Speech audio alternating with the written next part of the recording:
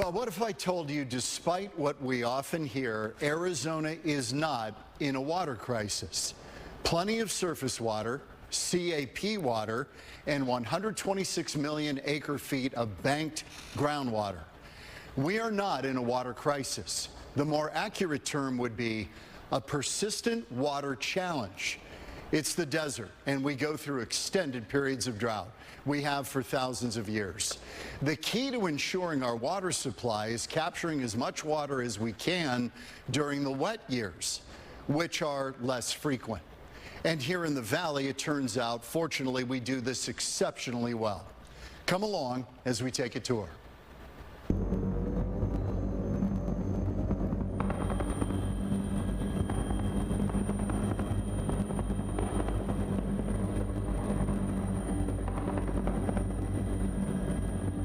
Salt River Project took us on a helicopter tour of the chain of 7 lakes and dams on the Verde and Salt Rivers that quench a thirsty, growing valley. We take a trip up the Verde River, a trickle right now due to a dry winter. The SRP watershed covers 13,000 square miles. As rain and snow falls, the plants and soil soak up nearly all of it. We only capture 1 to 12%. So where does the runoff go? Let's begin at the top of the Verde, Horseshoe Lake and Horseshoe Dam, named for its shape, currently at 62% capacity. To the south, Bartlett Lake and Dam, 48% full right now. There's a plan to raise the dam wall 100 feet. If approved, it would triple the storage there. SRP hydrologist Jacob Richardson calls that a game changer. If we had that dam in place, say in 2023, how would that have looked now? 23 was one of our wettest years on record. With this dry year like today, or this year, so what we see is that, yeah, it would make a huge difference in our ability to store. The Verde River system provides our water in the fall and winter.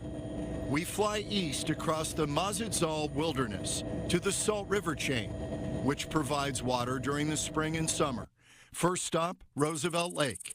Formed by the Roosevelt Dam, completed in 1911, the largest lake in the chain by far.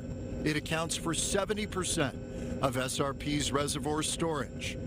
In the 1990s, the dam was raised 77 feet, more than doubling its capacity. It also provides hydroelectric power to the valley. As you can tell, these reservoirs are almost entirely full. Roosevelt is called the dam that helped tame the Salt River, but it presents a challenge. So in all of our reservoir operations, our mantra is we plan for drought but prepare for floods. And we've had plenty of those.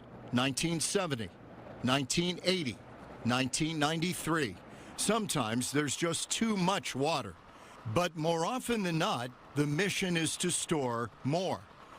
Next stop, 5 miles downstream on the Salt River, Apache Lake, a magnificent body of water framed by picturesque canyons, dotted with cave dwellings dating back 800 years. Apache Lake is formed by Horse Mesa Dam, the second largest reservoir on the Salt, currently 95% full. We don't maintain a flood control pool in any of these reservoirs. And that is, again, to maximize the amount of potential energy stored within the water as we release it through the dams to generate electricity. Like Roosevelt, it's dual purpose, water storage and energy production. Heading west, we reach Canyon Lake, 45 minutes east of Phoenix, 94% full. Formed by Mormon Flat Dam, named after early Mormon settlers, completed in 1926. It also provides hydropower to the valley. The final link in the Salt River chain, Saguaro Lake, formed by Stewart Mountain Dam, completed in 1928. It's currently 92% full, also multi-purpose, water storage, flood control, and hydroelectric power. You can see miles and miles of farmland. Agriculture uses 74% of Arizona's water. They are just as much focused on using every drop effectively as anybody, because that's their livelihood. Finally, the end of the line, Granite Reef Dam, completed in 1908. It's where the Verde and Salt Rivers merge along with the CAP Canal, delivering Colorado River water.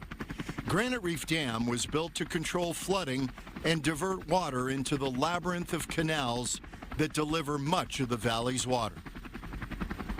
Because of Arizona's explosive growth over the years, we have traded water-intensive farmland for housing subdivisions, which use far less water. And because of that, Arizona actually uses less water than we did in 1957.